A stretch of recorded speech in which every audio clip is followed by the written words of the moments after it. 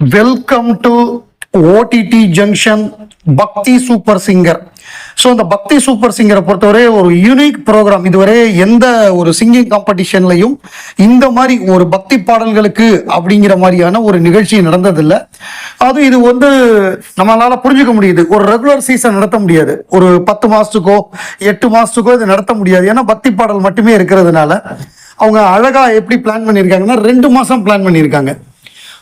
So இது June July 2 மாதம் தான். ஆகஸ்ட்லேருந்து அடுத்த சீசன் சூப்பர் சிங்கர் சீனியர் 11 ஆரம்பிக்குது. இதை எவ்வளோ இன்ட்ரெஸ்டிங்காக பண்ண முடியுமோ, ரொம்ப நல்ல கண்டஸ்டன்ஸ், ரொம்ப டேலண்டடான கண்டஸ்டண்ட்டை சூஸ் பண்ணியிருக்காங்க. அதே நேரம் கண்டஸ்டன்ட் மட்டும் பாடுறது இல்லாமல் ஒவ்வொரு ஜூரியும் ஒரு பாட்டு பாடுறாங்க. ஸோ நமக்கு 6 பேர் பாடுறாங்க அப்படின்னா 12 பாட்டு. ஒவ்வொரு சிங்கருக்கும் ஒரு ஜூரி பாடுறாங்க. ஜூரி ரொம்ப டைம் எடுத்துக்கிறது இல்லை, ஒரு கேமியோ மாதிரி ஒரு 2 லைன்ஸ் பாடுறாங்க. நல்லா இருக்கு. ஸோ இந்த ஃபார்மேட் நல்லா இருக்கு. அதாவது அனுராதா ஸ்ரீராம், அக்ஷதா தாஸ் 2 பேரும் ஆங்கரு. அதே நேரம் TL மகராஜன், புஷ்பவன குப்புசாமி, மஹதி இவங்க ஜட்ஜஸ்.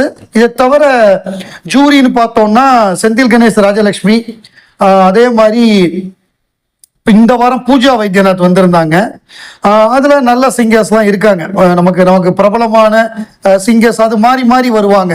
ஏற்கனவே சூப்பர் சிங்கர்ல டைட்டில் வின் பண்ணவங்க, பிளேபேக் சிங்கரா இருக்கிறவங்க, அந்த மாதிரியான ஆட்கள் வருவாங்க. ஸோ இந்த ஃபார்மேட்டே ரொம்ப நல்லா இருக்கு, ரொம்ப இன்ட்ரெஸ்டிங்கா இருக்கு.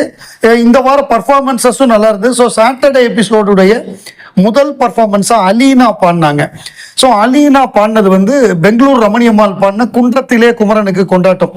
அதாவது பெங்களூர் ரமணியம்மாவை அப்படியே இமிட்டேட் பண்ணாம அந்த ஸ்டைலையும் எடுத்துக்கிட்டாங்க. அதே நேரம் இவங்களோட ஒரிஜினாலிட்டி ப்ளஸ் ஒரு மலையாளியா இருந்தாலும் தமிழ் பாடல் உச்சரிப்பு ரொம்ப நல்லா இருந்தது. அந்த பாட்டுடைய பாவம், அந்த பாட்டுடைய ஃபீலு, அதை அப்படியே குரல்ல கொண்டு ரொம்ப அழகா பாடி ஜட்ஜஸுடைய பாராட்டையும் வாங்கி அவங்க கோல்டன் ஷவர் வாங்கிட்டாங்க. 3 பேருமே அந்த முரசரைஞ்சு அவங்களுக்கு கொடுத்தாங்க. ரொம்ப பாராட்டினாங்க. நீங்க பாடினது மட்டும் இல்லாமல் டான்ஸ் ஆடி ஒட்டுமொத்தமா அந்த ஃபீலை கொண்டு வந்துட்டீங்க அப்படின்னு அலீனாவை பாராட்டினாங்க.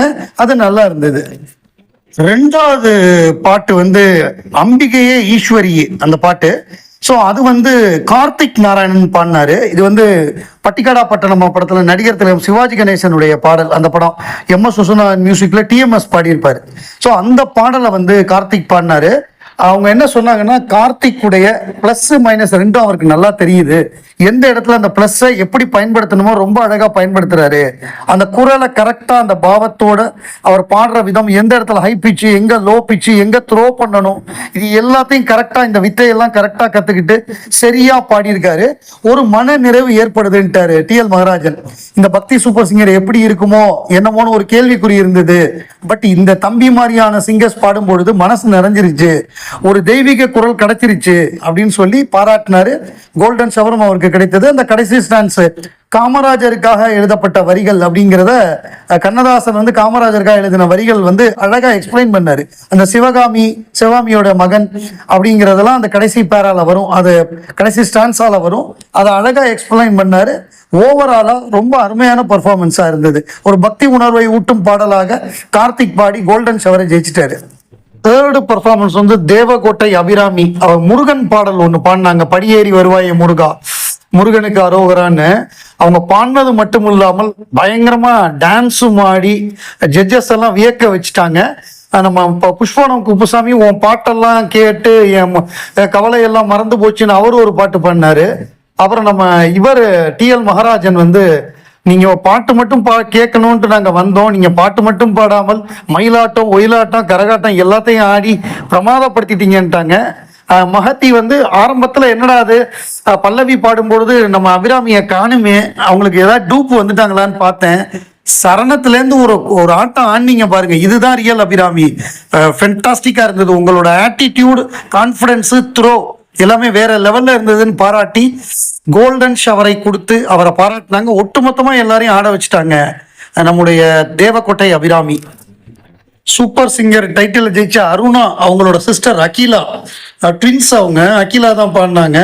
கள்ளழகர் படத்துலேருந்து தேவா பண்ண பாட்டு வாராரு வாராரு அழகர் வாராருன்னு பயங்கரமான கைப்பிச்சு சாங்கு. அது ஒரு மேல் வாய்ஸ்ல அவ்வளவு கடினமான ஒரு பாடல். அந்த பாடலை வந்து இவங்க வெகு சிறப்பா பாடினாங்க. அதாவது ஏதோ சன்னதம் வந்து சாமி வந்துருச்சுன்னு சொல்லுவாங்கல்ல, சாமி வந்து ஆவேசமா பாடின மாதிரி அப்படி ஒரு பாடல். அவங்க ஸ்டேஜ் பிரசன்ஸா இருக்கட்டும், அவங்க பாடின விதமா இருக்கட்டும், அந்த த்ரோவா இருக்கட்டும், அந்த ரேஞ்சா இருக்கட்டும், ஹை பிச்சா இருக்கட்டும், சூப்பர்பா பாடினாங்க. இவங்களுக்கு வந்து கோல்டன் ஷவர் கொடுக்கல, நல்லா பாடினீங்க அப்படின்னு சொன்னாங்களே தவிர கோல்டன் ஷவர் கொடுக்கல. இதுல என்ன டேர்னிங் பாயிண்ட் ஆயிடுச்சுன்னா, ஜூரி எல்லாம் மேல வந்துட்டாங்க. மீரா கிருஷ்ணா, பூஜா வைத்தியநாத், நம்ம செந்தில் கணேஷ், ராஜலட்சுமி, யாரெல்லாம் அங்க ஜூரியா இருந்தாங்களோ எல்லாம் வந்துட்டாங்க. மீரா கிருஷ்ணா தான் கேட்டாங்க, இவ்வளவு அருமையா பாடியிருக்காங்க, ரொம்ப கடினமான பாடல், ஒரு ஒரு ஃபால்ஸ் வாய்ஸே இல்லாம பாடியிருக்காங்க, அதுக்கு நீங்க கோல்டன் ஷவர் கொடுத்தா நல்லா இருக்குன்னு ஒண்ணு டக்குன்னு கோல்டன் ஷவரை கொடுத்துட்டாங்க. ஸோ அதுதான் இதுல ஒரு ட்விஸ்டா இருந்தது. கிளைமேக்ஸ்ல ரொம்ப நல்லா பாடினாங்க. சாட்டர்டே எபிசோடுடைய கடைசி பாடல் பக்தி சூப்பர் சிங்கர்ல வந்து தேவர் மகன் படத்துல கவிஞர் வாலி எழுதின பாடல், இளையராஜா மியூசிக்ல வந்து மாசரு பொன்னே வருக, ரொம்ப அருமையான பாடல். அந்த தேர் ஊர்வலம் போறப்ப வரக்கூடிய பாட்டு. அதுல வந்து அதுக்கப்புறம் தான் அந்த இது வெடி விபத்து நடக்கும். சூப்பர்பா எடுத்திருப்பாங்க. அந்த பாட்டு அவ்வளவு டிவைனா இருக்கும். சூப்பர்பா வாலி எழுதியிருப்பாரு. ஒரு சங்ககால இலக்கிய வரிகள்லாம், மாசரு பொண்ணு, அதெல்லாம் வந்து இளங்கோவடிகள் வந்து சிலப்பதிகாரத்துல மணிமேகலையை பாடின பாடல். ஸோ அதெல்லாம் பயன்படுத்தி ரொம்ப அழகா வாலி எழுதியிருப்பாரு. அந்த பாடலை யாமினி பாடினாங்க, நல்லாவே பாடினாங்க. பட் என்னன்னா, அவங்க ஸ்ருதி வந்து கொஞ்சம் அதிகமா இருந்தது. ஒரு பாயிண்ட் குறைச்சிருக்கலாம் அப்படின்னு ஜட்ஜஸ் ஃபீல் பண்ணாங்க. அவங்கள பாட சொன்னாங்க ஒரு பாயிண்ட் கம்மி பண்ணி. நல்ல டிஃபரன்ஸ் தெரிஞ்சது. அவங்க டீல பாடினாங்க, அதுல இருந்து ஒன்று கம்மி பண்ணி பாடும்பொழுது ஹை பிச் எல்லாம் ரொம்ப நீட்டா இருந்தது. அந்த கமகங்கள்லாம் சுத்தமா கேட்டது நமக்கு, அந்த வார்த்தையெல்லாம். இதை முன்னாடியே பண்ணியிருந்தா இவங்களுக்கு கோல்டன் ஷவர் கிடைச்சிருக்கும். அதை பண்ண தவறிட்டாங்க.